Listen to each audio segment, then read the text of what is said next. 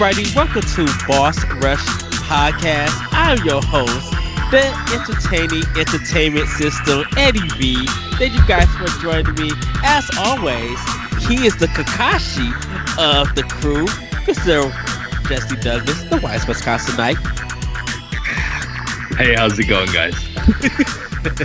And it is the blue-eyed Broham, but bewildered when I bring 24 expressions on Nintendo Power Block. And on this episode also, boss man himself, Mr. Corey Derrick. What is happening? What is this intro? What is happening? Look, you gotta say he puts the boss in boss rush. I mean, I know I made new intros for everything, but man, whoa. Ed, by the way you introduced yourself made you sound like one of those fake NESs with the Raspberry Pis that they sell at the mall. That just has like knockoff names for the games. 6,001 games. Yeah. They was at the mall kiosk in the middle by the food court. I didn't even know NES had 6,000 games. Yeah. Right. It's just like Space Invaders and like... Yes, everybody. Our hot cha-cha-cha chocolate streaming champion Ray Apollo couldn't make it. He is spending lovely time with family and friends, so happy that he gets to do that. But we're going to get into some housekeeping. Follow us on Twitter at boss_rush_games and on Facebook and Instagram at Boss Rush Games. Join our Discord, Xbox console community, and our Destiny clan. Also, live shows have returned. Join us live on Mixer and Twitch at Boss Rush Games Live, all one word, to chat with us live on air. You can also find all of our content on bossrushgames.com. Pod and Play Revamp, our seasonal Let's Play show, is officially underway. You can go to bossrushgames.com Saturdays from February 1st to April 4th this season, featuring games like Devil May Cry 5, Resident Evil 2 Remake, Spec Ops: The Line, Monster Hunter, and more. Tweet at us what games you want to see in the upcoming seasons. Lastly, Arsenal X has officially returned live in our podcast service. Yes! Drop that X. Yes, Wednesdays. Join us on Sunday Night Arsenal for the pre-show, the live podcast recording, and some multiplayer Xbox fun on Mixer and Twitch. Also, remember to check out our family of shows, podcasts, and videos on youtube.com/bossrushgames, podcast services, and of course, bossrushgames.com. So before we get into our gaming get down, how's everybody been? Pretty good. Yes, hopefully everybody who's watching this also had a great Valentine's Day. Our great wise Wisconsinite music producer, Mr. Jesse Douglas, he has a Valentine's Day track, in case if you guys get to see. It's called Boss Hush. Shh. It is very... gets the body moving. Let's just say. Should I use this track on our next episode of After Dark? We talked about it. That's what we talked about. The thing is I think I want to take those the lyric stuff out though. If we do use it, just because I don't know, it's that the female singer stuff that I used in it or whatever. It needs work still. Is it too sexy? Is that what we're calling? No, not really. But it's just. It kind of just sets the beat, sets the mood, and it was just a Valentine's Day track. So you can't. It was so quickly thrown together. I honestly didn't spend much time on it. I didn't have a lot of free time this week. So. Yeah, but it's a really good track, but that everybody should get check out. But yeah, how you guys been doing? Yeah, like I said, I've been doing good. Just kind of busy this week. It's just a lot of work at work this week for me. Yeah, it's been a lot of catching up on things and trying to Ed, you and I have been trying to finish up some of the pod and play stuff. And Jesse, I know we're going to try to do some of it this weekend too. I'm just trying to. I've been really focused on trying to get that finished and posted, and I know a couple, probably the episodes Ed and I recorded last night, I probably sound like I'm dead tired, which is not, it's not false. Dude, this, and I've also been trying to fight off this. I haven't felt really good this week, and like the other night I didn't sleep well because my back I had so much back pain that, like, I told Ed this last night. I went to bed 2 nights ago. I had so much back pain, but I was just like, you know what, I'm just going to sleep it off. It'll feel better in the morning. And at like 11:30, I heard my kid wake up, and my wife went in there to kind of put her back to bed and stuff. And like, I've never felt like this before in my life. I've never felt anything like this before in my life. And like, I usually don't like saying how I feel, like if I'm sick or not. I just kind of like push through it or whatever. But like, my back hurt so bad that like, it felt like this little bubble in my back was kind of like expanding, and like my right leg and arm were numb. They were literally numb to where I couldn't feel it. You totally had like a pinched nerve or something then, probably. I don't know, man. It was just the worst feeling I've ever felt, and it sucked. Yeah, because unfortunately, a lot of the times, depending on how you hurt your back, like some people sometimes they'll think that they can put heat on it and it will make it better, but that can actually make it worse. Yeah, so I don't know. Yeah, like, what I would do honestly is like if it seems like it's continuing to be an issue, I completely ignore it. Like, I mean, from right out of high school, I was cleaning, so I was doing like a lot of like lifting and like, and as time went on, my back started to get like just achy all the time. Yeah. And I put it off and I put it off and I put it off, and it only got worse. And like, I mean, if it's something serious, obviously you'll want to go to a doctor, and but like once you figure it out, after that, usually insurance pays for going to like a chiropractor where they like just cracking your back, because sometimes that helps. Ooh, just getting your back cracked. Yeah. Afterwards, if it's something serious though, you want to go to an actual doctor. Yeah, I mean, that's what my wife told me to do, is go to the chiropractor, and I just do that last though. They're not doctors. Like, they can actually make things worse if they don't know what they're doing. So yeah, but that that's a second thing I would do. I'll be watching the chiropractor videos on YouTube, and I'll be like, "Ooh, that looks so relaxing. I'm ready to go fall asleep." Dude, like we when me and my wife started the program of it, and like you at first you get like massages like every couple of weeks and stuff. It was amazing, but yeah. Yes. Well, everybody, we're going to get into some gaming get downs. I'm actually going to start this week because you're the only one that played anything. and yes. So I want to talk about Darksiders Genesis. I have it on Nintendo Switch. The game just came out. You play as Scythe in did I say it right? Strife. Not Scythe. Strife in Skype is the program we're using to make this podcast. That is true. Strife in War. When you're playing single player, since I'm playing on Switch, there's a button that you can select to switch off, and everything. It's fine for right now. Not saying that like, oh, it's mind blowing or this is fun. It feels like isometric dungeon crawler, something like Diablo, and games of that nature. It really you see the aesthetic of Darksiders in it.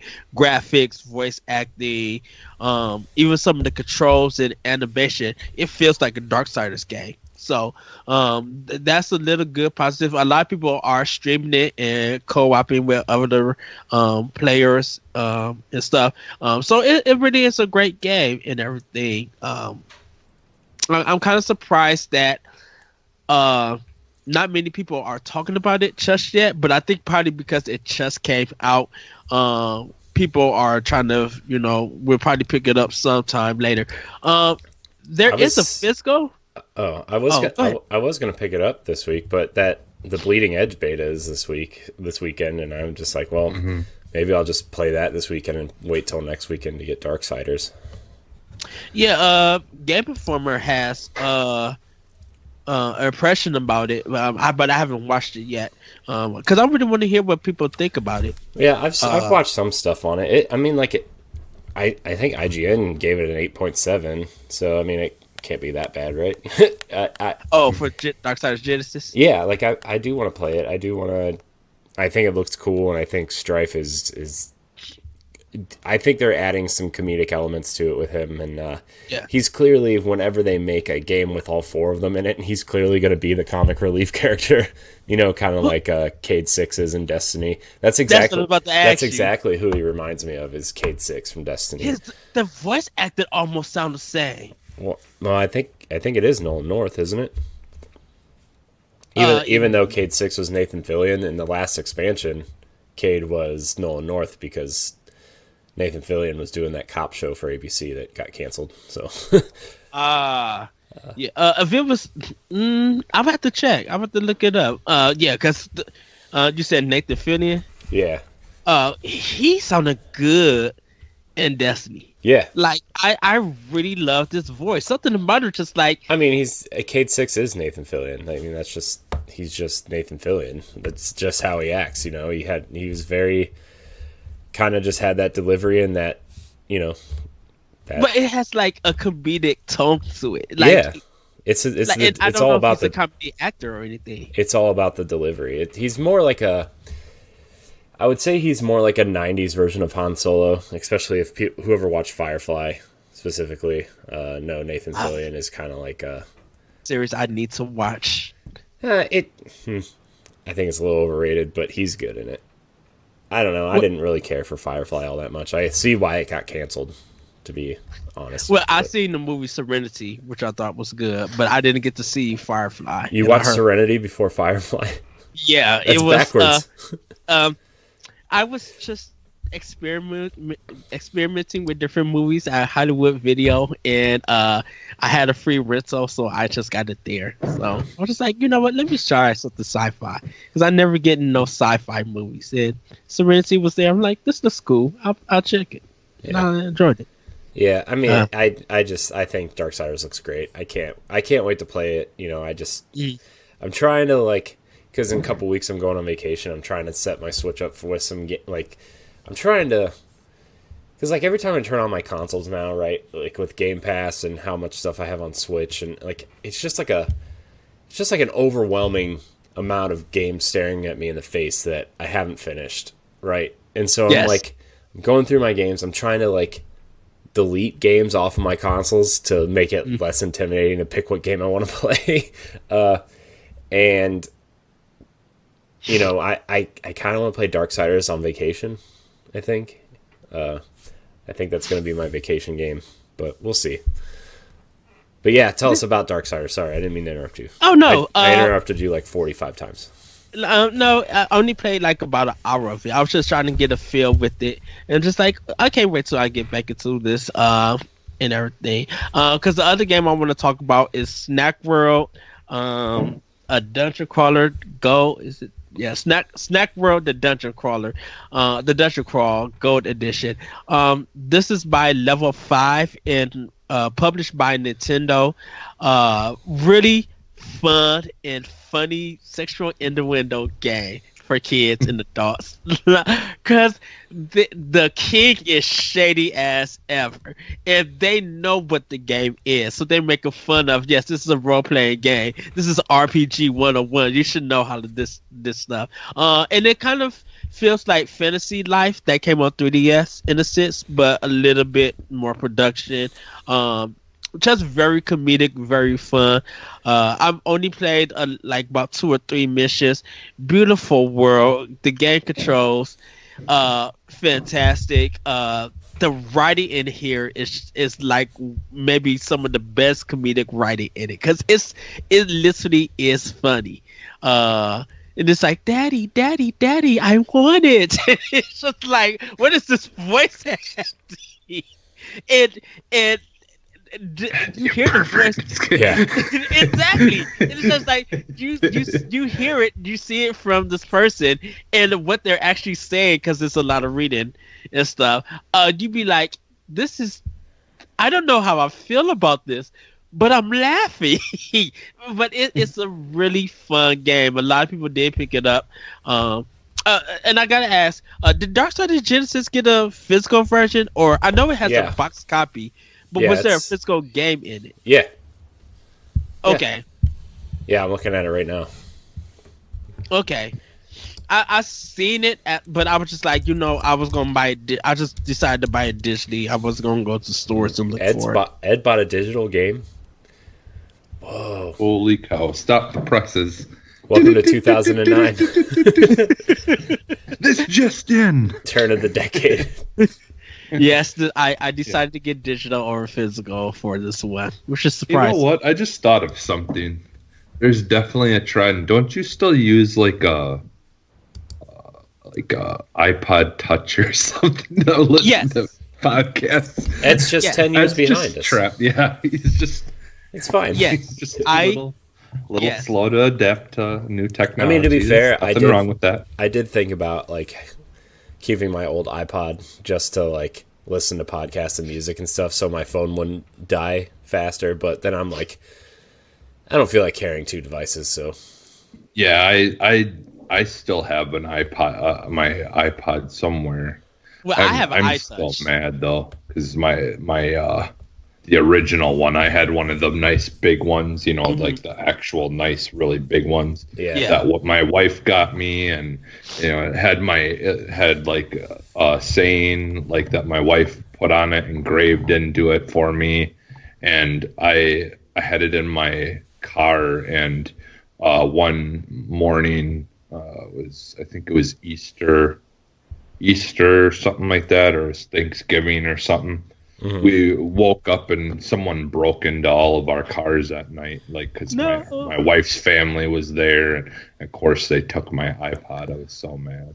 Yeah, with my iTouch, yes, I do listen to podcasts. I do buy music and still buy physical media when I can. I usually turn on my Xbox with my iTouch, and it also lets me know, Jesse, when you're streaming or when you're streaming, and I get the notes and stuff. I listen to it more for the podcast at home and like in the car, but I also use my phone to do the same thing. Mm-hmm. So I'm not behind the times. I'm joking. I'm giving you a hard time.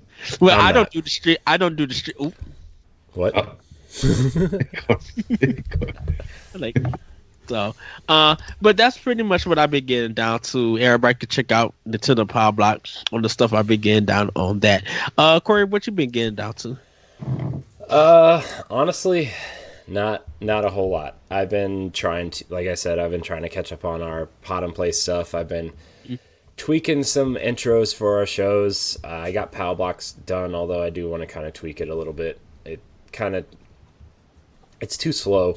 Like I need to get it in faster, right? Like I want our intros to be like maybe 10 to 15 seconds long at max. And I don't know, I like the idea of the Power Block one, but just watching it in front of it, because like I knew it was too long, but I wanted to watch it in front of an episode before I did anything to it, and that was kind of like the test run. So I don't know, I like it, but I think it needs some cutting down. So I've been working on that stuff and finishing up pod and play stuff. But I did play a little bit of what did I play a little bit of? Let me see. Earlier this week I did I downloaded the update for Fire Emblem. I think I'm going to go back through and play it again. There's like 3 games on Switch that I just can't get out of my head, that I just want to keep playing and keep playing and keep playing. It's obviously Fire Emblem and Zelda, and then I actually played a little bit of Mario Odyssey last night. Ooh. I don't know why I had the urge to play Mario last night, but I was just like, before we started it, I was hooking everything up, and I was like, before you get on, I'm just gonna play a little bit of something, and I jumped into Mario Odyssey. Got like 3 power moons, and I'm like, okay, that's good. But like, I'm still having that issue where my Pro controllers like the input lag on my Pro controllers is really bad, and I don't know if it's because I'm still playing on my old TV. I haven't really played Switch on my new TV all that much, but like it just feels bad. I don't know why. You know, I just don't know why it feels that bad, but it's just I don't know, man. It's weird. It's weird. But I mean, that's kind of I played a little bit more of Tokyo Mirage Sessions. I finally got to like a main story beat in that game. The concert in the middle of the city. I finally got to that part of the game, and it finally felt like I was actually playing the game instead of just running through a tutorial a little bit. Yeah. And so that was fun. So I have been playing that, and it's probably the game I'm going to be focusing on for now until something else comes along, like until I get Darksiders or something. So, but I've been setting my Switch up to play a bunch of games for the rest of the year for the Boss Rush Challenge. So, Yes. Got me some Dragon Quest 11 on there. Got me some Luigi's Mansion 3 re-downloaded. Got Bayonetta 1 and 2, Xenoblade Chronicles, Valkyria Chronicles 4. So, The game that I still need to buy. Oh, also today for like 15 minutes, 20 minutes maybe, I started up Breath of the Wild, and I started up Master Mode.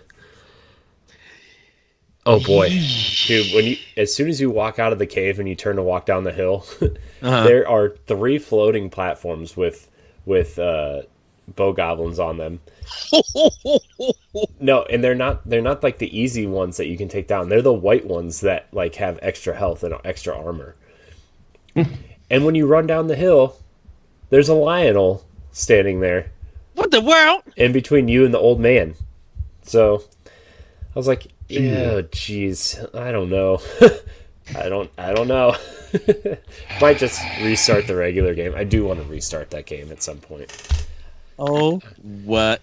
Yeah, so I did. I forgot that because I started Master Mode a while ago, and I didn't save it, so I never really got into it, and I forgot that was a thing. Like as soon as you get out of the cave, like there's a rusty sword to the left, and then when you go to the right, there's a Lionel and like 3 floating platforms with guys shooting arrows at you, and you're like, boy, this probably should have been a mode I started like right after I finished the main game. 2 years ago. So that's one thing, like, you know, just kind of looking back on that, and I mean, they did a good job. I just hope with 2 though that they tighten up the combat and stuff just a little bit. I mean, it's like what Ray and I were talking about with Hellblade. Like, I wouldn't mind a Zelda game with like less combat, to be honest. Like, I understand like the game is super combat. Like you need to have combat in that game, and I'm not saying eliminate combat completely, but I'm just like, I don't know, man. I've been steering more towards like turn-based games and RPG style games and puzzle games, and it's like as I get older, I just don't have the patience to learn that kind of stuff anymore, and it's like I almost would like Hellblade. I would almost rather that Hellblade didn't have any combat, and like I'm starting to feel that way about a lot of games now. It's really sad that I feel that way, but I do. So I also watched the opening cutscene of the Mario plus Rabbids Kingdom Battle Donkey Kong Country Adventure, which was cool, but I didn't play it. Yeah, I haven't played that yet either. I don't think. I just like I'm looking at my Switch screen right now, and there's just 2 there. It's not only are there so many games staring at me in the face, there are too many games. And like I feel like the last few years, like especially doing Power Block and stuff, right? Yeah. I've gotten so caught up in the hype of all the games that I wanted to play that I didn't sit and think about like maybe you shouldn't buy this until you finish something you're working on right now. To the point where like I'm staring and there's probably like because there's just 2. You guys haven't finished Mario Rabbids yet, have you? No, I literally have it, dude. I carry it around me every day, and I don't know why I don't pop it in to start it. Oh, I'm it's on my backlog. So Yeah, I'm just like, why do I have so many games? I just wish I had the fortitude to just sit down and play one and stop. Like, oh man, look at this icons. Look at all these icons. Look how many icons I have on my Switch. I'm like, let's delete some stuff. You know, do I really need Oceanhorn on here anymore? No. Yeah, no. Do I need? I was gonna buy that, and then I talked myself out of getting it because I don't really need it. I wouldn't get it. It's like, I mean, No, now that we have a proper 2D Zelda on the Switch, and you know, there's plenty of other games. Not that it's a bad game, but it was like the mobile Zelda game, right? Like it started on iPhones, and like it was the mobile Zelda game, and it was nice to have on a phone, right?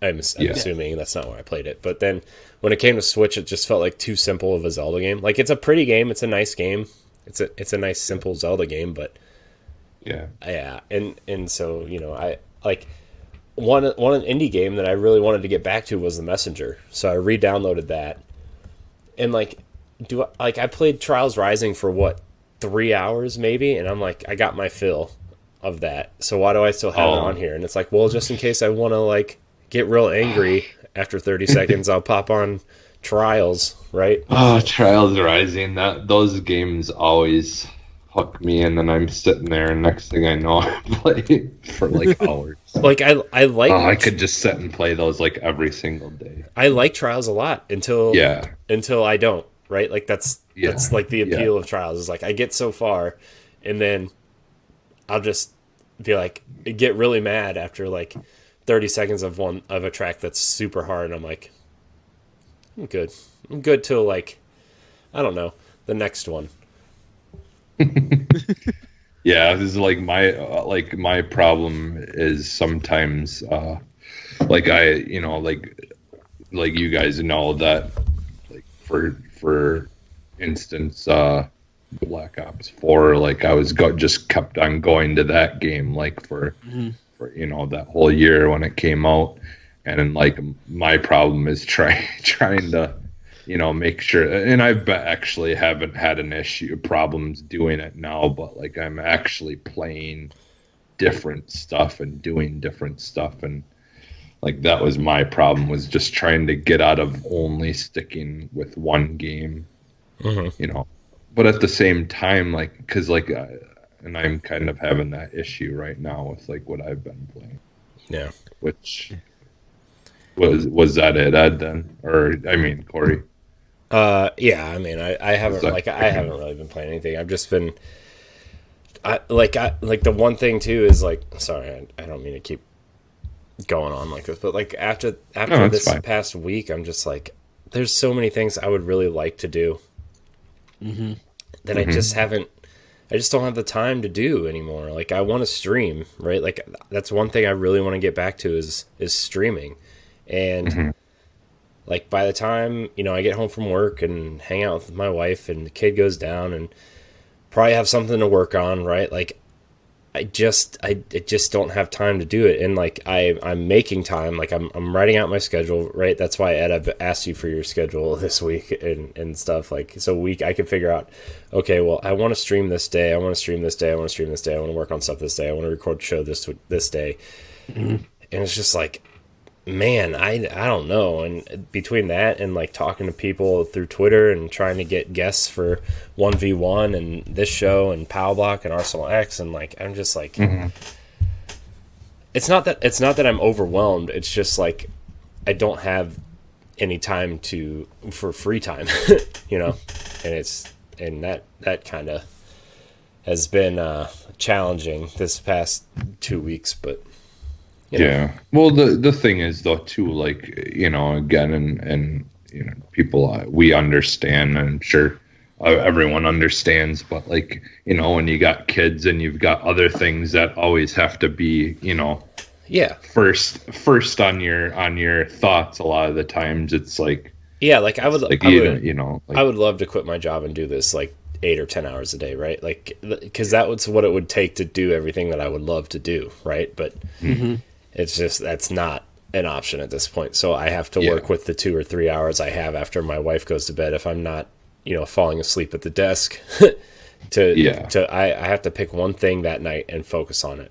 And then, I don't have I find myself not having the energy to stay up till like 1 or 2 o'clock in the morning and then get up at 6 to go to work. Right. Like I just don't have that kind of energy anymore. Yeah. And with my job, it's so physical too. Right. Like carrying car parts is not an easy, like I work in a shipping and receiving department. Like carrying heavy car parts is not exactly a easy task. Yes. No. I don't know. I've just been really trying to, now that we kind of have a thing going, like I'm trying to find the most efficient way to do it so I can find some free time in there to do other things. So. Yeah. Yes. Yeah. That's the thing is, even though we've been doing this for a little bit, it's, a lot of it is still pretty new. Majority of what we're doing is still pretty new. So, we'll just work together and try to figure things out, Yeah. I mean, it would, that's the thing, at least it's something we're enjoying doing and having fun doing, it's not, we just got to figure things out. But. Plus, like the other thing that's really been making me mad lately, sorry, I don't mean to keep going on a rant to say that I'm mad about something, but like any video recently over like an hour long that I've been trying to process, like the process system fails about 60% of the time. So I'll have to like double and triple up on files just to make sure one of them works out correctly, which is weird.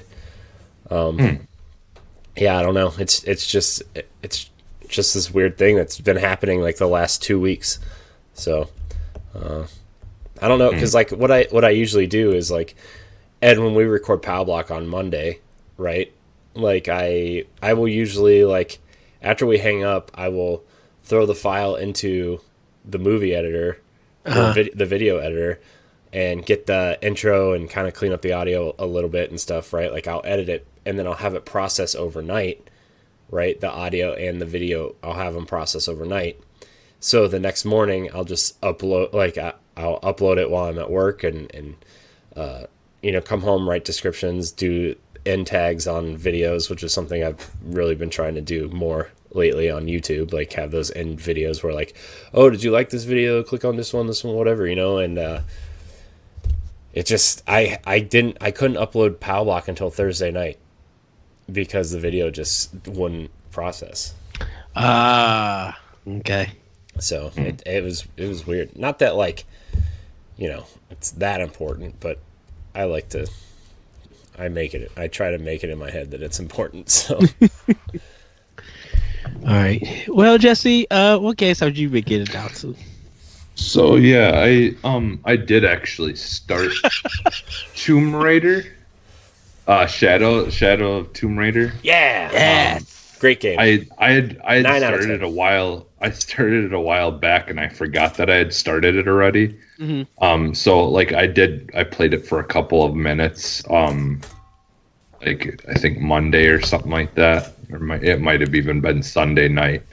But it was the part where like you don't have any, I don't think you have any arrows or anything, and like you jump down in this area and then there's a tiger or something that's attacking you.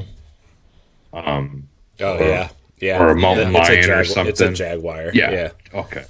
Yeah, and so then you've got a quick like dodge them and stuff, and then try to find stuff to build arrows so you can try to take them out. And I ended up finishing them off with my knife, But I just finished that part because I was struggling a little bit because I was trying to figure out where things were to make some arrows and things like that. So yeah, I just finished that part basically, and then I was done for the day. But I've been actually going back to Anthem. I'm actually enjoying just going in and just flying around and looking, scavenging for things and and there's still, it's not really story stuff, but like after you finish the game, there's like you still do things like missions and things for some of the people, but it's like it's goes towards another like thing of it's like just there's something that you can unlock once you have to like finish all these different kinds of missions. I think you need to do 100 or something of each, and then I think that goes into the more the end game stuff. So basically, you're just doing all that stuff to try to level your character up more and more and more. And it's just like piddly side mission stuff. But I'm actually really enjoying that game because, like I said before, I like playing Destiny. Yes. And and like other games like that and Division and stuff like that too. But I just like how like Anthem is kind of in a way, in my opinion, very similar to Division, where it's very basic. It's like you get loot drops, and those guns have certain abilities or whatever different stats. And that like it's just that's it. Like you're not having to like do anything to try to like get all these different things you got to add on to a weapon to try to make it something else. And like that's where Destiny loses me, when it starts getting like with the complex, like all these things that you got to try to worry about on a weapon in order to be able to make it better, or there's just a whole bunch of things like that. And I don't have enough time to be worrying about that kind of stuff. I want to just play the game, and Anthem has just been really good for that, is just being able to, I can jump on, I can play it, I can level all my guns and my everything up, a couple levels, and bring my character, up a couple levels. I'm finally in rare status of my javelin. Yeah. My first javelin is rare now because it's got all blue and I have some purple. Nice. Yeah, some purple things on it. What javelin are you using? Just the Ranger? Yeah, the Ranger. It's so weird because for some reason they made it such a big deal of like all these, they all have different powers and stuff. And when I was playing, like the Ranger, like the base unit is my favorite unit. Yeah. I like the Colossus too, but like I actually re-downloaded Anthem because Jesse, you and I are gonna be playing it tomorrow night, I think, on stream. But yeah, I really like the Ranger the most. That's who I started out with. With was the Ranger. Yeah, he's just so versatile, and like I tried playing the tank, the like the bigger one, but it just did not do it for me. I'm just not that kind of player, though. You want to know what's weird though? Is that we all, when they first showed Anthem, we was all deciding who was going to play. We all had different ones, and it was just like, when you actually start the game, if you started as the Ranger, you kind of feel like you don't want to play as nobody else because it feels good. Mm-hmm. Yeah, see, I think that's one of the things they need to fix about it, is they need to make a reason for you to want to play those other characters, because I feel like the differences in those are a little lackluster. I think what my problem is I really like the whole cannon things. On your shoulder, and I believe that he's the Ranger's the only one who gets that. Like, in my opinion, I think that all of them should have that. But then the Rangers' abilities or whatever could be different. Like they could have some kind of other ability that makes it different. I don't think it should be the cannon, the shoulder cannon thing. I think that should be for all of, they should all have that. Yeah. I kind of wish like I kind of wish the Ranger was almost like the only unit, and then you could like build on your Ranger from there, right? Like if you want something that's kind of built like the Colossus, you add armor and bigger chest plates and arm plates and arm cannons and stuff to make it more like the Colossus was, or like if you want a quicker character, you kind of use you don't use like armor pieces. You could use lighter armor or like whatever kind of material to make yourself lighter and faster, but you're obviously going to take more damage, right? Like I wish they would have done something that way. Doesn't Destiny kind of do that? Because like certain things that you put on will like reduce your speed. There's different of your movement or something. There's different mods that you can add to different armor pieces to like, okay, well, I'm more resistant to solar, which is especially useful when you go to do the Nightfall and the burn is solar, which it's great when you have a solar weapon, but when you're fighting the Cabal and they're using rockets and stuff, like obviously they're going to kill you in 1 or 2 hits because the burn is solar. So if you add the mods to your armor that's solar resistant, it feels more like you're playing the regular game instead of these mods affecting how the game is being played. Yeah. Which actually the thing is Anthem actually does do that too. But all those resistant to fire and all that stuff are part of the mod things that you like. Certain mod things or certain guns have like give you certain abilities and things like that as well. Which I kind of want to break in a news story that they're focusing a longer term with with Anthem. And so, what did you guys think that? Well, first of all, how long do you think it's going to take for them to bring out some new stuff, and what do you expect them to bring out? They're not gonna bring any new stuff. They're gonna work on remaking it, and they're gonna keep on redoing like some of their event things. But for now, Anthem is what it is, and because they want to focus on actually making it better. Yeah. So they did it in a way where they can continue to kind of change it up a little bit. Yeah. Just enough for the people who are still playing it and do enjoy it.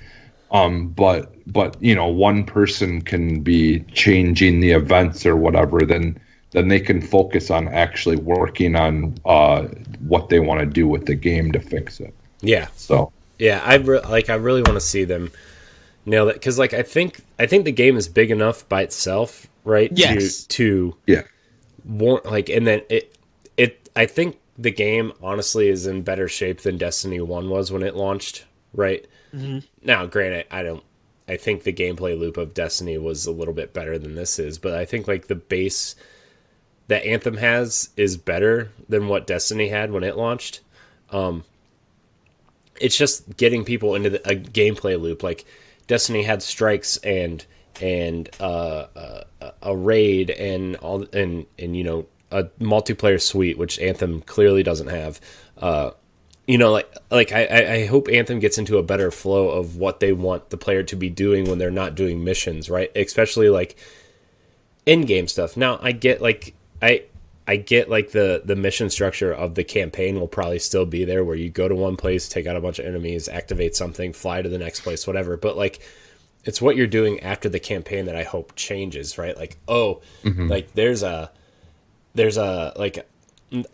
Destiny did this thing in Destiny 2 called Raid Layers, where it's basically a small version of a raid where it's more like one encounter and like a puzzle and then a boss, right? I hope Anthem sees something like that where, we've discovered a new cavern in the northern section of the map, and if you fly there, you go down there and you have to solve puzzles with your team, and then you take on this massive boss, kind of thing. And I think that would be really neat to do, and adjust like the difficulty level depending on what kind of gear you're going for or whatever. And like I don't think because they've already got a lot of that in there already. There's so many different tiers of levels of how difficult you want. It's almost like the world tiers in the Division, right? Yeah. Where like once you get past this, the game gets harder because you've progressed to that status. I want Anthem to like, and I know a lot of the complaints were like, oh well, all the weapons look the same, and it's like, well, if you play Destiny, every green and blue weapon that you used, a lot of them look the same. They're just painted a different color, or this scout rifle might have a square scope instead of a round scope, right? Like, but it's still the same weapon with stat differences. It's where Anthem kind of falls off is where like their legendary, and I'm just going to use Destiny terms, their exotic weapons still looked and felt like the greens and the blues that you were finding. Yes. And I think if they found a unique way to like similar to what Destiny 2 did, like if you like they make a unique cool weapon, right? And they have the community solve puzzles together the way that Destiny does, right? Like the big thing towards the end of Destiny 1 was Outbreak Prime, which was a really cool exotic weapon that the community found out if you solve this puzzle within the Rise of the Machines raid. That's not what it was called. I don't know. The last raid that they put out, Rise of the Machines. I feel like that's like a Terminator movie. It is. Yeah, I think it is. Right. But like, you had to solve a binary code and solve it with your raid team to open up this big, like, building in the middle where there's a treasure chest inside where you unlocked the weapon, which was really cool. And the community found that. Bungie didn't post anything about it. I'm sure they leaked a few things to like popular streamers and whatever, and like they started doing that, right? Like I think Dado was the first one to find it, but like that's something really cool and really unique. And I want Anthem to take that blueprint and like, okay, we have a stronghold here, right? You can go in with your team, fight through the stronghold, fight the boss, get cool gear, upgrade stuff, whatever. But if you go left instead of right, it'll take you down the secret hallway, and there's a huge puzzle that the community might have to solve together. It might take 2 or 3 weeks to solve as a community, but if you go in there, you get a really cool sniper rifle or a really cool assault rifle or something, right? Like, yes. That's something that they could look at, and I know they want to get the gameplay loop down and everything, right? But like, while you're getting that done, right? Like you could have a small team over here saying, okay, while they're working on this gameplay loop, what can we add to the world besides the cataclysmic events that will new content lore? Yeah, like give people something to chase, right? Like that's the big thing in Destiny. There's always something to chase, whether it's well thought out or not. Like that's all opinion, right? But like there's always something to chase.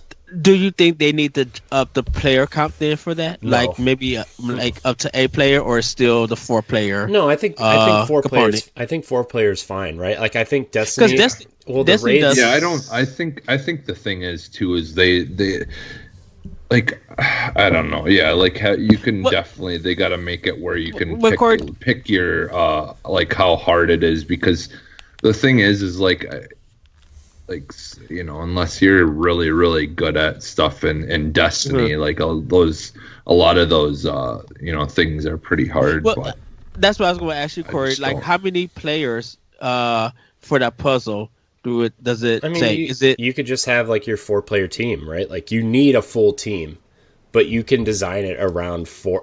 You can like. To me, I think the raids in Destiny to get 6 players is a lot of work, right? Like that's just that's a lot. Right, like, and I was fortunate enough to be a part of a raid team for such a long time that we would solve the raids and stuff, and we would get them down to a science, right? Like we got King's Fall down to like 37 minutes. We got the Wrath of the Machine raid. That's what it's called, Wrath of the Machine. We got that down to under an hour, right? Like we we all had our specific jobs, we all had our specific duties. We would run the raid 3 times a week and get all the stuff, right? Like that was our weekly routine for a while. And but you know, as our raid team kind of split off, some people had kids, some people got married, some people just don't have the time to put that effort into Destiny anymore, right? Mm-hmm. Like me, it gets too hard. So I think if you design something around 3 or 4 players to really get in there, and I know Destiny has like LFG and looking for groups, and there's ways to find people to help you if you need to, right? I'm not saying that, but like I want Anthem's end game to be easier and more approachable, at least. Yes. It can be as hard as you want it to be. I don't care about the difficulty, right? Like I think you need to earn the stuff that, like the highest tier stuff, you need to be able to earn, right? Or you just don't get it. Like that's something people complain about in Destiny also. And to me, it's like, well, if you don't play the game enough and you're not good enough at the game, then you're just not going to get it. That's perfectly fine with me. I know I'm kind of like on the minority of that, but I think if you're not willing to dedicate the time and find players to help you with it, and you're not good enough, you're just not going to get it, right? Like Outbreak Perfected, it was the last really weird or big exotic I was going for in Destiny. Me and my friend Mitch tried to get it. I think, Jesse, you tried to join us once or twice, maybe? Yeah, that one where we had to try to rush through that area like really quick, and then you got to try to get there and beat the boss really quick. Yeah, and it like we didn't get it because we weren't high enough light level. We just weren't good enough, right? Like I'm sure we are now, because I think the light level for that is only 400 or 500, and now everybody's above 750. But like, you know what I mean? Like if you're not good enough, you shouldn't be able you shouldn't just be rewarded for like popping the game and saying I'm here, right? Like I think you need to be able to have some sort of skill to achieve what you want to achieve. I think that you have to start from the beginning with everybody else, and as you play along, you get stronger. You know, like if you jump into a game, you start at the beginning of the mission with completely random people. Talking about Anthem. Yeah. Because Destiny has such a different design on how they do things. Anthem feels like it's more simplified to a degree. But at the same time, I feel like there's a lot of like kind of just things that exist in the lore and stuff of Anthem that can be used to make something turn it into something unique. You know, like you played through the story. I remember those like triangle key type things that they had. They can do more with that. And like I was just thinking, like, well, you guys were talking, like one cool like unique thing that they could do with Anthem, that, you know, like Destiny, I mean, I guess they could technically do it in some way, but like I was thinking, because of the fact that you can fly in Anthem, like that's one thing I really hope that they change. I hope that they change that you can just fly as long as you want without having all that crew. I think that's the only criticism of the flying, is that like the flying is so fun. Why are you making me stop every 20 seconds to cool down? Yeah, and in my opinion, they could actually use the flying to their advantage to do something unique that none of the other games with service or whatever could do. That would be probably a good side quest, that you have to work hard to get parts to have infinite flying. Well, I mean, they do have things that upgrade, but it could be, but like, I feel like, I don't know. Well, it's such a part of the end game. I think there should be like once you finish the story, that unlocks. Yeah, that's what I mean. Yeah, maybe it's like you can get it earlier if you're good enough, right? And do like make it as part of a side quest for the story, but make it like, okay, well, I have to finish this quest to get it, right? And then like it's not like a hard quest or anything, right? You just unlock it and do it, right? So I don't know, but Jesse, I like what you said. Anthem is unique because of the verticality that you can use in either puzzle solving or making unique environments or unique boss battles, right? Like that's something that Destiny has a lot of puzzles that are vertically, like you have to use the verticality in Destiny to solve them, but like you can only do so much with a double or triple jump, or you can only do so much by running upstairs or doing first person platforming, which is the worst thing in video games. Yeah. I think with Anthem, you could really do some really unique things. Like I think in terms of third person games, like the Division's raids and puzzle solving aren't really that fun at all because you can't even jump, let alone fly. And I think that's what Anthem has to its advantage. And it's, I don't think, like I've said this before, and I would like to go back to Anthem, like kind of, and finish the campaign before they reboot it or whatever, remake it or whatever, just to like say that I finished it and see the story out and everything. But like, I don't think Anthem is as bad as people say it is. Right. Like I didn't feel like it was a bad game. I don't think it's a good game, but I don't think it's bad. Like I think it's just an okay third person shooting game with awesome flying mechanics, right? There are things that were annoying, like I have to go back to the base to upgrade my suit and stuff, which I know they changed, right? Like I think you can add guns to your arsenal without having to go back now, right? But like and it's kind of fun being in the air shooting. Yeah. When you're just standing there, because I'm like, it feels good that whether you're on the ground covering or in the air, like nothing really changes besides the perspective, but it just feels good. And you're just in the mind frame of like, wow, I don't want to stop, but at points I have to. Yeah, see, and what I was getting to like before is that like they have the opportunity where they could have like bosses that also fly, and I was thinking what they could really do is they could do the whole Fortnite thing,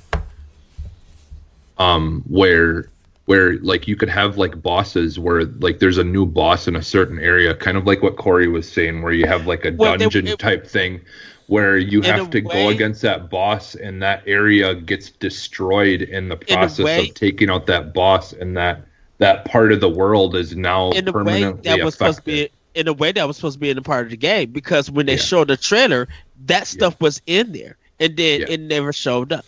So they may bring it back. I could see that happening. Yeah. I would love for that to happen. The cataclysms, you mean? Because the cataclysms do happen. Still, I think it was before that. I think it was just like a normal part of the game. Like there was just wild animals in it. I would have to look at the trailer again, but I know there was just like big animals that was in the game, and you was literally shooting them and stuff. Yeah, there's the cataclysms. Yeah, I think. Yeah, because I know some of them were in the main campaign, or they're in the main campaign as like an end boss. But when if you're just like doing an expedition and then just flying around, that would be cool to just run into like a wild animal and just have this fight. And if you and your team actually defeat them, you get something for it. Mm-hmm. And I think something like that, something cool, like not just like a upgraded gun of something that you already have. I think that's the part of the gameplay loop they need to fix, is like you're fighting these big monsters in the open world and they're not really giving you anything that's different than what you're using. I think, I mean, like, and that's why there's tiers of weapons for a reason, right? Like, I think you can get like a cool legendary weapon out of these monsters in the open world, or like, you know what I mean, depending on what world tier you're at. And then their versions of exotics, you have to solve the puzzles and the hardest stuff. Not necessarily the hardest stuff in the game, but you have to solve like unique puzzles or do unique things to get them. Like I think that's where the frustration comes from the fan base, is like there's nothing, like I said earlier, there's nothing really to chase or make the chase challenging. Yeah, well, I mean, like for me, you got the last word, Jesse, because we're gonna move on. Yeah, for me, like honestly, like I, as far as the gun stuff goes, I really don't have much of a problem with it. But I think that's the thing is the people who are complaining and criticizing this game the most are the people that like, just they want to like literally just have a game that they can just play like nonstop every single day, and that be the game that they play. And I personally I like it the way it is. I like, and I find it perfectly fine just, chasing for those different colored versions of the gun that I like, because I know that it's going to be better, and it's going to have, better stats, and it's going to be a better version of what I already enjoy. It's very similar to playing Halo for me. Like imagine if you could get like better versions of the battle rifle that have better stats, that do more damage, that do that's how I look at this game. Gonna be. I think that's exactly how Infinite is going to be. It's going to be you're going to have almost a Destiny style Halo game, not to the extent of Destiny, right? But I think you're going to have to this they're going to have attachments to the weapons where, okay, well, this battle rifle has a ×2 scope, but I found a ×5 scope on the ground, and I can add it to it to make the distance farther, right? Or, you can add an extended magazine to make your clips bigger or something. I think that they're going to try to add that stuff into Halo also. Yeah. And that's almost how I look at the way Anthem is set up right now. Mm-hmm. To me, it's because once you do get into the gold or the yellow colored guns, they do look quite a bit different than your regular other stuff. But for the most part, a lot of the guns are pretty much the same. The colors just determine either it only has 2 stats for your basic or rare, and then it's got 3 stats for your purple, and then 4 stats or 5 stats for gold. Even though the gun looks the same, it still improves a lot of things in it, and it's they at least put a lot of stuff into making you want to have those better stats and those better cooldowns and better ammo reserve and better all those things, and resistance to fire, or your shield lasts 13% longer, or all those things are all tied into every little piece that you pick up, and I just really like it that way versus having to screw around with things and put those stats on guns or stats on things yourself. I just not having to worry about it, and just kind of like I said, just play the game, and and that can be a problem with a lot of the other ones. So, well, I say let's play more Anthem. We'll have more of this conversation next time when we come back, because I think once because I've been returning to Anthem, Corey. I can't wait for you to play more and finish it. Yeah. I think the more that we dig into it, the more we will realize some stuff and have this discussion, because I kind of wanted to have more discussion about Anthem. Yeah, I mean, Jesse, you and I will have a big discussion. If you guys are watching live, you can probably watch us here tomorrow night playing Anthem, and it's going to be our pod and play episode this season, right? I think we have a lot more to discuss about Anthem, because it does have the potential to be something unique and great, right? I think the base is there, right? I think the base is there. I just think it needs some work, and it's about to hit 1 year. So but we're going to get everybody likes a comeback. Yes. We're going to get into these 2 stories for some good news bits, and then we're going to answer Megan Green's question from last episode. 2K has announced that Eternal developer 2K Silicon Valley will now be known as 31st Union, with progress already underway on an unannounced new IP. Alongside the new studio name, 31st Union is also starting up a European division based in Spain. Although no details have been announced just yet about 31st game, Tyler McCall, head of strategy at 31st Union, Jr. generally described the studio's approach to the project in a press release. He says, "We believe diverse perspectives and experiences are crucial to creating a truly global entertainment experience with a deep connection to passionate fans."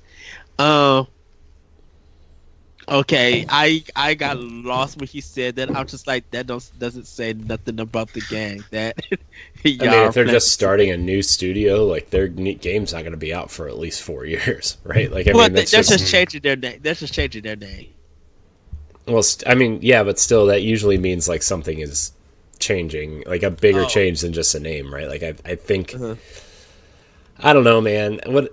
Whatever. I think it's fine. If you want a unique name for your studio, that's fine. Like, I just feel like every time somebody changes the name of a studio, that studio ends up closing within like 3 or 4 years. Ooh. And this is their internal studio, so it's just like, I don't know. It's a little worrisome, but like, what I mean, not that it's gonna close, right? Like, I just, good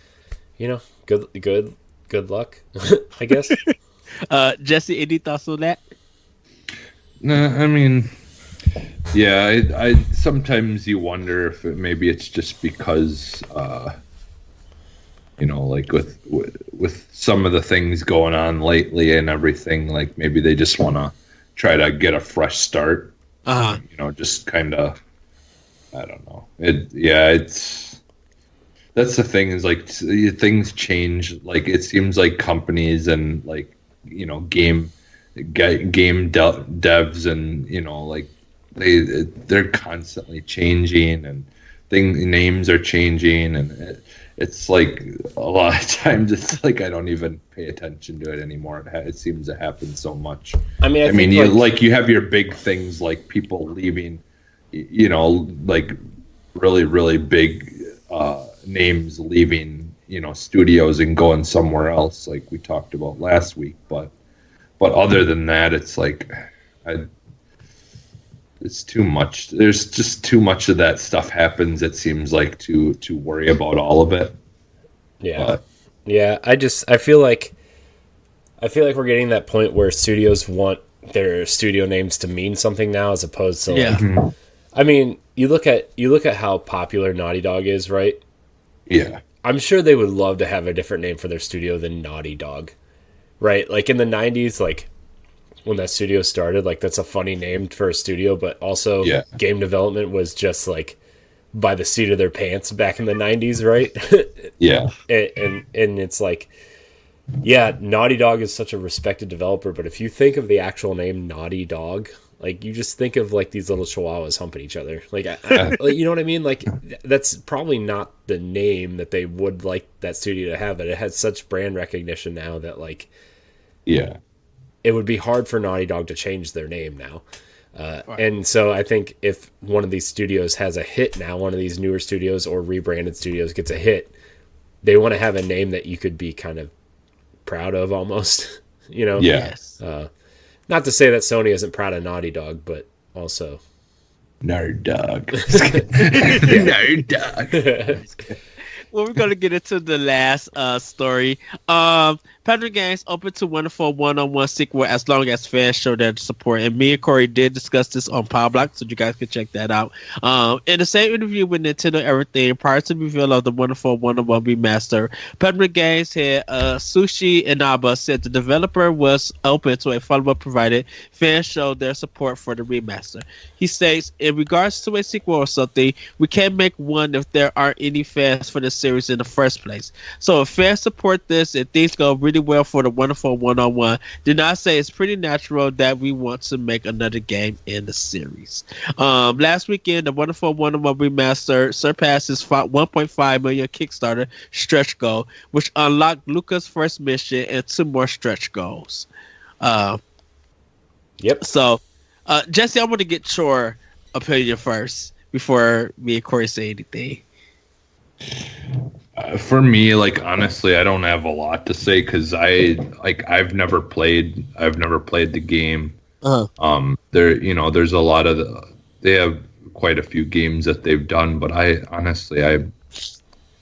not really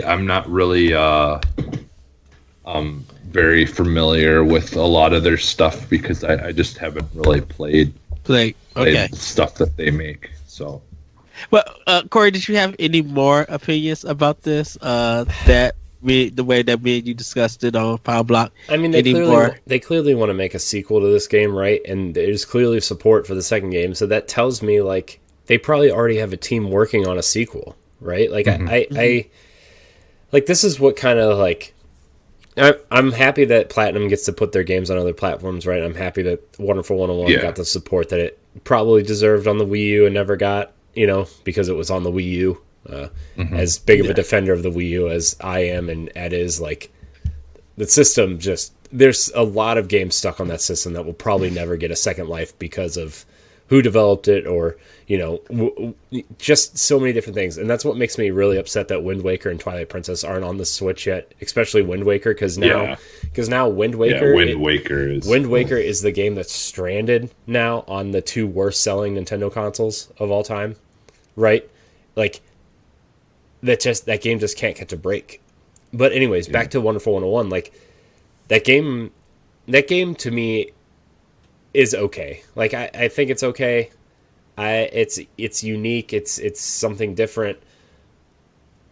Do we need a sequel? Like I don't know. I'd rather see a sequel to Vanquish, or unless it's like a super passion project for them and they want like. I would rather see them do something with Vanquish or another Nier game or something whatever this Babylon's Fall is or finish Bayonetta. Like I would rather see them do something like that, unless this is like a super passion project for them that they really feel like they have more stories to tell in this universe. But like I don't know, unless they kickstart it and see a lot of passion for it. Like I don't know if this game really needs a sequel. I don't know. And a lot of people feel like it would be better if Beautiful Joe got a sequel, if Okami got a sequel. But yeah, but those are Capcom games, and I very doubt that they're gonna do sequels to those games. I mean, like unless Capcom did it themselves, right? They're not gonna get Platinum to do them. Well, like I said, Platinum used to be the host, most of the team of Clover, which was a Capcom, after Capcom closed. So you would think that, if y'all work together or decide to... Yeah, but they left Capcom for a reason, right? Like, not that, like, it would upset anybody if they did do it. But, like, I feel like if you leave Capcom, you're not going to go back and do something for Capcom. You know what I mean? Even though Capcom, I think, is in a different business mind right now. Oh yeah, for sure. Yeah, the researchers with Capcom that we've been talking about on Pod and Play with some of the games, you guys will be able to hear those discussions.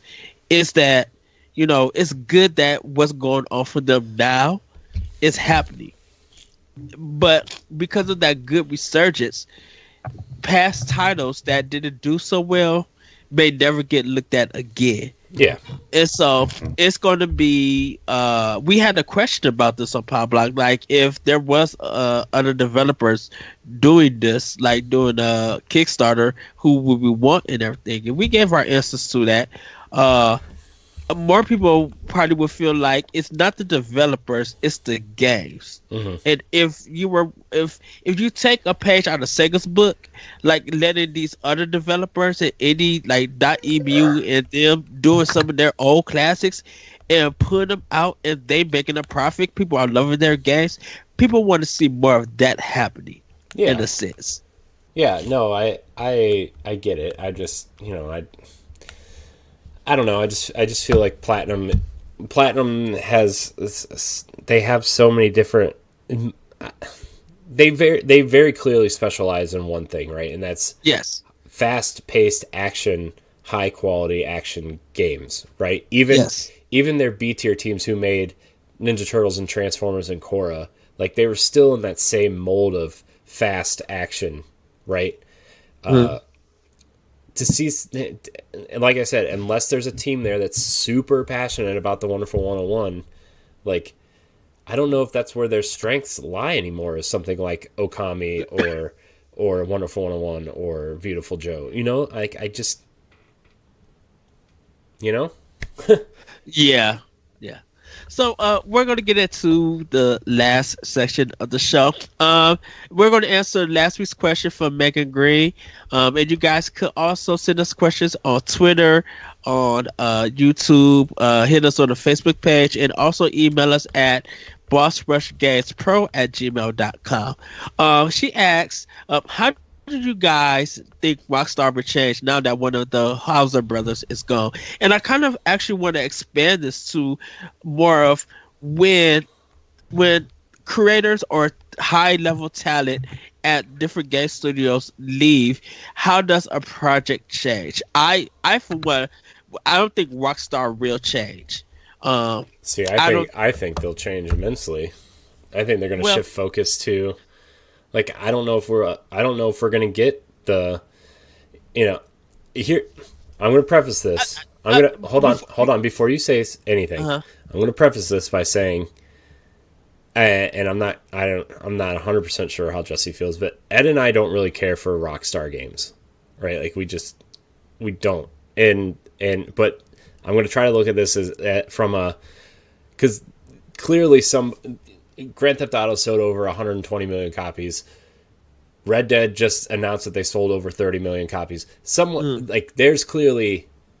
These games are clearly popular, right? yes. And they've been popular because of the single player content that they've had. Now, Grand Theft Auto has spawned Grand Theft Auto Online, which has made them a cajillion dollars, right? Like it just something phenomenal is happening with that online space. But like the Grand Theft Auto and Red Dead specifically have been built on these single player story driven narrative campaigns with characters that people care about, with narratives that people care about, with just themes and jokes and satire that people care about. And they don't just do a joke and then end with it, right? They'll go 1,000% with, in Grand Theft Auto, you can sit on a couch and watch a TV and you'll see that joke play out there. You'll hear radio shows from Laszlo about this joke. You'll see you'll hear people talk about things on the side of the street that have to do with this, the entire thing. And, with Red Dead, there's very, very clear things in there too, where the writing in those games is what pushed those games to the forefront and why people hold those games to such a high regard. And if your narrative lead who has been there since Grand Theft Auto London, right? I mean, he founded the company, but really involved in a writing capacity since Grand Theft Auto London. And he's been such a major part of Grand Theft Auto, Bully, Manhunt, Red Dead, like all these games that people love from PS2 and onward. Hitman. Like, was he in Hit? Did he write for No. Hitman? No. Okay. Hitman is completely different. Yeah.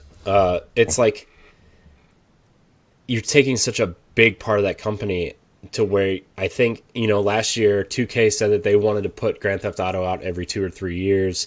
They think that they're spending too much money and time on these games, even though they're making them $1 bajillion, right? The Red Dead team at the end of the run was over 1,000 people. Like that's even for Rockstar, like that is too many people to be working on one game at a time, right? Like, Yes. Ubisoft in their credits, like I know they're structured differently, but they have 1,000 people work on like 5 or 6 different games, and they'll use the different tech that these people are working on in these other games, right? That's why some of the games feel pretty similar, like Ghost Recon and The Division and Assassin's Creed all kind of look and feel similar, even though they're different games, right? Yeah. It's just like I feel like this is just such a big part of the company that's just gone now. And, say what you will about Grand Theft Auto and how you feel about it or whatever. I don't really care for Grand Theft Auto, but I see, especially the PS2 trilogy, what it really did for games, right? And like expanding and making it an open style world that you can do a lot of things in, right? Like it's just I feel like Rockstar as we know it, and we won't know probably for 3 or 4 years, right? At least. But I feel like Rockstar, as we know it now, is going to be completely different by the time their next game comes out, and that's because of Sam Houser's writing. Well, see, and the thing Or Dan Houser. I'm Dan different Houser is the from one their that left. approach because I look more of their technical stuff than their narrative stuff. Their narrative stuff is completely forgettable. Nobody can tell me about most of their stories. They may talk about some twists of the plot points, but all their narrative stuff, people do not care about that. They care about creating a people do narrative care of what about they that. did. Every single podcast who has commented on this has commented on how well the narratives are. What you say again? I'm sorry, Corey, you had cut out. Every single podcast that I've listened to since he left has commented on how like the narrative stuff is what affected them the most. I've never heard anybody talk about the narrative. They may give a praise.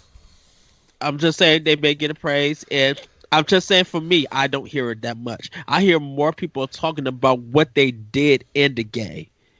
Like the freedom that they did on how they stole the car, ran into a building, some of the mod stuff on the PC version. I hear more of that in some of the soundtrack music that they chose. I hear more about that stuff. For me personally, I don't think their mechanics and gameplay is going to change. Well, I'm not talking about that though. I'm talking. He's the creative writing and creative team, right? Right, and that's why I feel like that's not going to change there.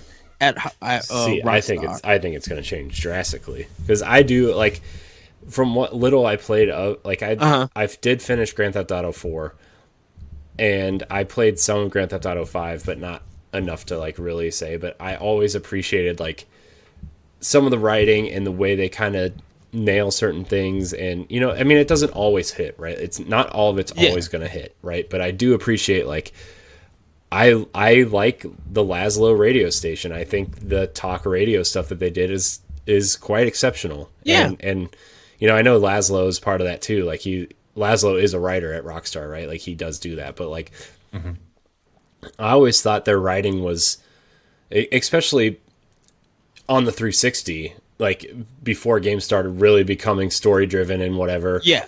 Like I really did think that that was exceptional. Now, I have always complained about the mechanics of Rockstar games. I do not think, like, especially in Grand Theft Auto, like cover-based shooting kind of sucks. The driving is whatever. It's okay at best, but like there's better driving games out there. I'm talking specifically about the writing stuff. I think that you're going to see a huge change and a huge shift away from the writing, and it's going to be more. I think we're going to get whatever Grand Theft Auto 6 is. It's going to be kind of online focused and that kind of stuff. I don't know. I think Rockstar is going to change pretty significantly because I know Sam Houser, the brother that's still there. I think I said he's the one that left. Dan Houser is the one that left. Sam is more of the business guy, and I think he's going to, unless he leaves at some point, which I could see very possibly happening, I feel like the business side is going to catch up with the creative side, and they're going to start pushing out games that, maybe people will still like because people like Grand Theft Auto, and it's the same thing we talk about Madden when we talk about Madden, right? Like there are fans of Madden, and they will buy it every year, and they don't care the quality of the game. And I still see that happening. Like people will buy Grand Theft Auto as it comes out. I see that. Yeah. And that's but I don't think like they've sold almost 130 million copies of it. And I feel like that, and I feel like people like that stuff won't change. It's just, I think with him leaving, it's just like that stuff won't change because people don't pay attention to that. I pay more attention to their gameplay mechanics and how it just feels disjointed and broken, and they'll never fix that. And because of that happening with me, I can't experience their narrative and find characters that I like and stuff, because the game that's supposed to be the actual game that makes all the actions and stuff, it's just disheartening. In a sense. Now, if it does change because of their narrative, because of him leaving, if they could find another writer to replace him, I think they would be fine. Right now, in their situation, if they could get someone who could do the same level of writing that he has done, I don't think there's going to be a difference. And I understand where you're coming from, Corey. I truly do understand where you're coming from. No, I mean, I know what you're saying too, but I'm just saying, like, I think like the way people play Grand Theft Auto, like, I do understand that there's a way smaller percentage of people who play the story and appreciate the story, and that's like the end of it, right? Like, I think that's where you're coming from.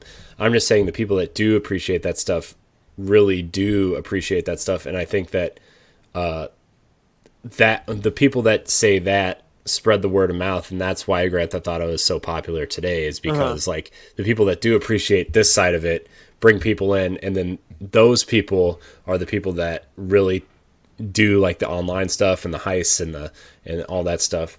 And you know, like the online stuff has had expansions too that have pretty pretty good voice acting and writing and story stuff too. So like that's a whole nother thing. And maybe we won't get Grand Theft Auto 6. Maybe we'll just get Grand Theft Auto Online version 2.0 where, you know, you get Vice City, you get Liberty City, you get London, you get another version of San Andreas, right? Like, I don't know. I feel like What? I have theories and ideas. Oh, go ahead. I'll let Corey finish, and then I'll go into my thoughts. I was just gonna say, like, I really feel like, you know, I really do feel like that Rockstar is going to change. Maybe not drastically at first, but it will change, and we will start seeing it trickle out sooner than later. Like, yeah, and I could agree with that. If their next game we could see in their narrative stuff changing, then yes, that would be the change I will agree upon. In the words of Ray Apollo, "Give me Bully 2, you cowards!" Yeah, but if none of that is affecting the gameplay and stuff, and it's still broken, that narrative to me personally is not going to be the writing's not going to affect the gameplay. That's for their engineers and their you know, gameplay testers and everything to figure out. But again, which they've improved on all that stuff quite a bit over the you know, like, as they come out with new games. Like, I understand what you're saying, but I honestly feel like this most recent Grand Theft Auto is by far has much better like mechanics as far as gameplay goes than it has in the past, and things work way better because, like, that's the thing is, like, they've kind of always, like, Grand Theft Auto always had its own feel, and it felt like this was the first time where it felt a little bit more modern. And now, you know, you got to realize that this game now is like how many years older? Yeah, so I mean, Grand Theft Auto 5. Yeah. So I mean, like, when it came out, honestly, I don't think it was that bad. But as you know, so many other games have come out since then now when they make a new one, it will feel like, hopefully it should feel better. And see, and that's the problem that I have with Grand Theft Auto 5 after playing Saints Row 3. It's just like the gameplay in Saints Row 3 was fun. Like it worked. Like, it was just something about it that was just like, oh, this is really good. When I went to Grand Theft Auto 5, I'm like, why is the flying just not good? Like, well, this is a problem. Again, the thing is like, and I've said this multiple times, like, because you kind of had this issue with some of the things at first in Forza and things like that. Yeah. Like, Grand Theft Auto is trying much more to be like in-game simulator of driving, an in-game simulator of flying. And so like, if you play like these flying simulators or driving simulators, you can't just like squeal your tires around a corner unless like your car is like built to be able to do that. And I just feel like it's not like Grand Theft Auto isn't as arcadey as Saints Row is, and that's why Saints Row feels a little bit different and a little bit easier or better to do things in it, because it doesn't take much effort. But even the Sleeping Dogs, yeah, but that's kind of arcadey. That's arcadey too. Yeah, not so much as Saints Row. I would say. No, I'd but say not as it's, much. but it's it's a more good like in-between. it's more like Yakuza than it is Grand Theft Auto, right? Like I think Grand Theft Auto's mechanics, like everything about it is like it's a jack of all trades and really a master of none. But I think that mechanics for people, the mechanics that they have in there are good enough that, you know, people just accept it, right? Like I like it's not uncommon to hear like, oh, people think the shooting in Grand Theft Auto isn't very good, right? Like I think that's not uncommon, but like it feels good enough to the point where it's like, okay, well, this isn't the only thing I'm doing in this game. It's almost like the mechanics are just good enough to get by because you're not always doing the same thing all the time.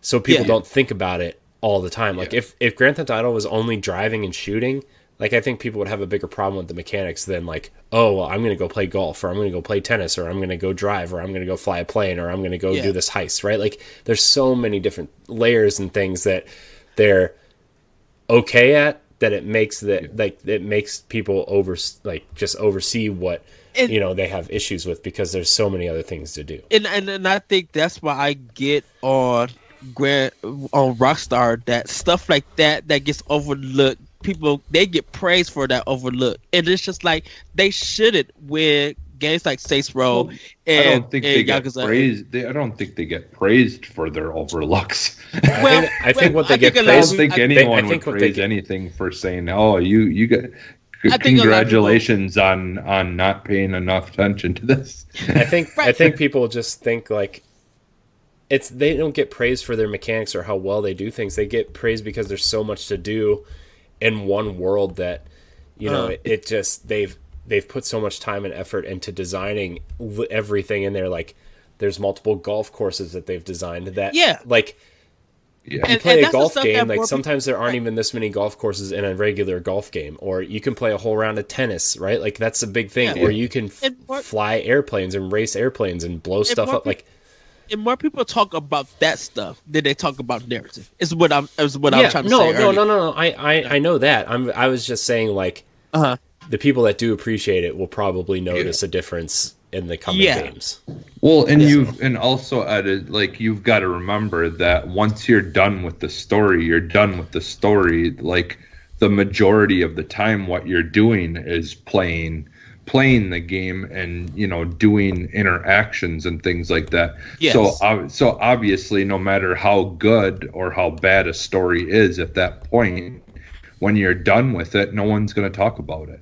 People talked about it a lot when it first came out, and I think that was. But now that people they're done with it. Like now they're talking about what they do in the game that continues to make it. And like I kind of wanted to go back to the actual question part for me. So like, in my opinion, I do think it will make a little bit of a difference as far as the writing and all that stuff goes.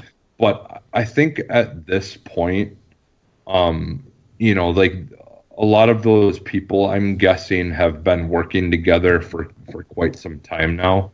And, and people that I'm sure there's people that have been mentoring, him while he was there, and, and kind of have picked up on maybe some of the ways he thinks when figuring out stories. So I honestly, I think sometimes something like this happening can be a really good thing. And I think a perfect example of it we can see in TV shows.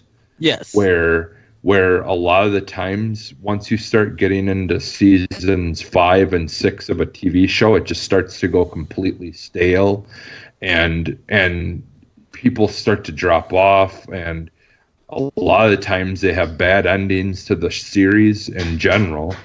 I think that game companies that make games like GTA, it probably is a good idea for those people, those main writers, to be switching out, because then it's fresh and it's new, and you can go into it with the same ideas, but a different perspective. Yeah. And Yeah, so it's- I honestly think there's a possibility that people might enjoy the stories even more because it's new and it's fresh, and they're, like it does, like they can come up with new ways to It's to, almost like live out a story. it's almost like when they say like sometimes the creators who created it are too close to it, or are too close to it, to the point where like they have a vision of it and it can't stray. Where you look at Star Wars, for example, right? How people bash George Lucas for the prequels, right? Because he was the creator, obviously, and like I think that the sequel trilogy is. I haven't seen the last one, but I do think that the previous two films were better than anything that the prequels did, and it's because they had a change of hand and writers, and you start to see, fan type people take over and write their own perspectives of the story. Like you said, like I think like you said, maybe it is time for a change, and maybe they'll be better or worse for it. But either way, I think we'll see it in the coming years. And that's why I say if they could find a writer, like, to me personally, if they have a writer that like wrote Sleeping Dogs, that I feel like that next Grand Theft Auto is going to be on the next level of something. Like it's going to have some serious to it, but it's going to be cohesive, and it might be something that a lot of people will talk about. For me personally, well, and I think there's a lot of and with a lot of either businesses or companies laying off people, or like I think now more than ever there's a good chance that they can find some people. But I still, like I said, I think the person who replaces him for writing has been there for years now. Yeah, I'm sure. I don't think there's gonna be too much of changes going on. I think they probably will maybe pick up some other people if they want to, maybe, whoever gets his position is like, hey, I really like how this guy thinks, we should maybe hire him and he can help out with this part. Now, the other thing that I wanted to just really quick touch on too, moving, as far as the question of moving forward, like I've heard a lot of people talking about this on podcasts, maybe he left because they don't plan on doing more story stuff and all that, and they're just going to keep it online. I don't think that that's going to happen. What I would like to personally see is I would like to see their games and their online service be very similar to the Elder Scrolls games, where you have the Elder Scrolls actual games where you get, the bunch of story and all that stuff. Like separate. But then you also have the Elder Scrolls Online where they continuously add. Yeah. So like so basically what they would do is they would use GTA Online to get the revenue that they need to make the next game. And then when that game comes out, they can do very similar to like a lot of those on MMO games do, where you can still have the different cities and do stuff in those different places or whatever. Which Corey said that they'll probably do that with like a GTA 2.0 online 2.0. Yeah, I could totally see. I think GTA. I could see them still making then the regular games, but that all that would do for the online stuff then is influence what they've already been building on, because they've stuck so much money into making that online service. Well, yeah, because that's as good as it is. That online was garbage when it first came out. I think. Go ahead, Corey. Oh, I was just gonna say, like, I feel like I could easily see GTA Online going free to play when, like, but also to get the new city in GTA Online, you have to buy the new game, right? So, like, they would almost treat it like an expansion pack that comes with a campaign, right? Where, like, okay, Grand Theft Auto 6 is going to add Vice City to GTA Online, but to get Vice City, you need to purchase GTA 6. And then you can play in that space online. That's the easiest way to do it, because like I think if you do GTA Online, right? Like Ed said, like so many people only appreciate the world and what you can do in it outside of the narrative stuff, that like that would really make the single player stuff suffer in terms of sales, right? Like I think you need to connect GTA, the campaigns of a new GTA to the online world. I think they need each other to an extent, right? Like I think they need each other to thrive. In a way. Well, what they could do is they can have it kind of like they did somewhat with GTA Online. Yeah. Like they could have it where you buy the GTA 6, you buy that, you play the story on there, and then what they could do is from there the story could continue in the online stuff. Kind of like that would be their version of the end game type kind of thing. Yeah. Like where the story would continue, but it wouldn't be anything online. Yeah, but it wouldn't be anything like significant, like, hey, you can't get the actual true ending of this game. Oh yeah. Without getting the online. It would be more of like an enhancement to it. People would be pissed if that happened. It would be more of a continuation. Like, that's what Grand Theft Auto 5 did. Which one? That's what Grand Theft Auto 5 did. The story continued with your created character and the online stuff. Well, but at the end point of Grand Theft Auto 5, it just is like. There's clearly an ending, but the side character still exists, and that's how they continue the story through. It's more of like a world story than like a character story at that point. But but he's just. It's kind of like I think Jesse was just saying, like, for the actual game, to get the true ending to the actual game, they put everything in online. Like, they could do what Prince of Persia did. Really what I was saying. Sell the ending as DLC.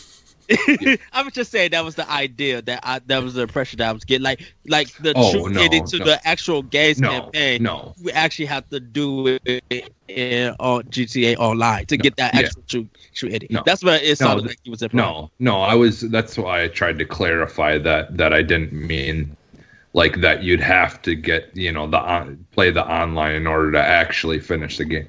I just meant like it would, like it does do with Grand Theft Auto 5, but like they could find like ways to then change it. So like if you're playing on the online and you've only finished GTA 5, then that world won't have anything from the new GTA and in it until you've actually finished GTA 6. Yeah. Well, like actually have it where it can like add certain, like things or whatever that you can do. Well, final thoughts, everybody. Final thoughts as in Ed has to go to work. Yeah. But because I really want to have, like I said, I want to have more of the conversation of Anthem. I think we kind of said our piece about this question, so thank you, Megan Green, for it. And I really wanted to touch on it because I really wanted to get your answers on it. But that is going to wrap up. Any final thoughts, I should say, about anything? Not really. I wonder where it's gonna be interesting because Rockstar's been on top for so long.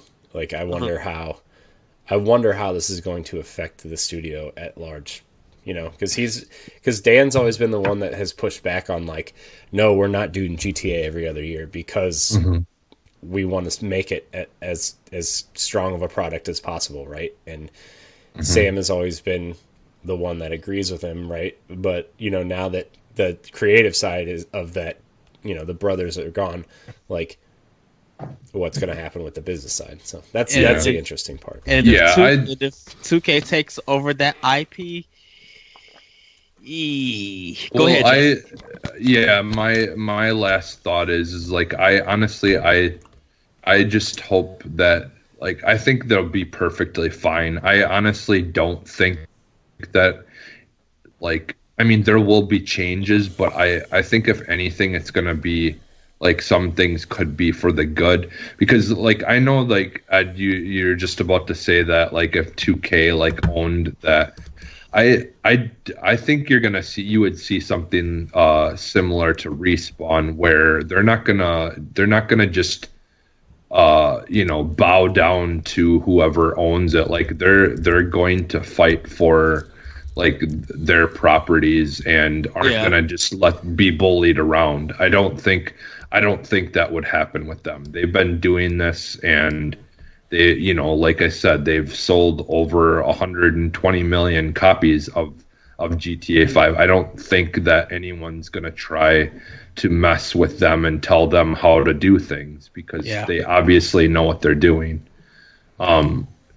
The last thing is like I just think that we could see a positivity from this change, kind of like I said earlier. And you punks at Rockstar. Give me my Max Payne 4. That's what I want. I'm sorry, Jesse. But we do have to wrap this up. I'm sorry. But everybody go ahead and plug. You guys can find me on Twitter at ThatRetroCode and Optional Opinion on SoundCloud. Corey, where can we find you? You can find me at I am Corey in HD on social media and Corey in HD on Mixer. Jesse, where can we find you? You can find me almost everywhere as Phantom NXS, including SoundCloud. I got my song that I talked about in the beginning up there, I believe. So yes. So everybody email us at bossrushgazepro@gmail.com. Follow us on Twitter at boss_rush_gaze, and join us on our Facebook page at Boss Rush Gaze community page. And check us out on Xbox Live. Check us all on the Mixer. Check our Twitter profiles for more information. With that, everybody, have a great week. Have a great weekend. We never hear this or see this. And we will see you next time on Boss Rush Games. Bye, everybody.